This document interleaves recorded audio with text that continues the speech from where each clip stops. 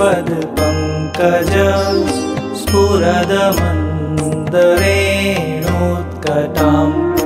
तटस्थनवकानन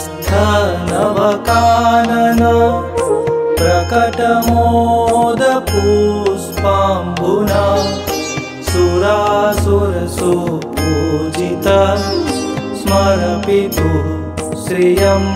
बिभ्रतिं कलिन्दगिरिमस्तके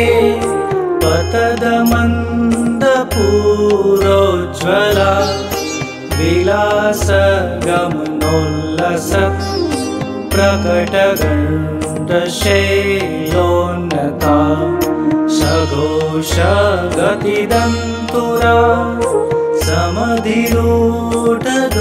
समधिरूढदोलोत्तमा मुकुन्दरतिवर्धिनी जयति पद्मबन्धोत्सुता भुवं भुवनपावनी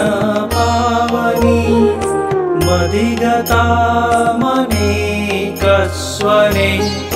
प्रियाभिरिव सेविता सुखमयूरहंसादिभिः तरङ्गभुजकङ्कण प्रकटमूर्तिकावालुका नितम्बतटसुन्दरी नमत कृष्णतुर्यप्रियाम्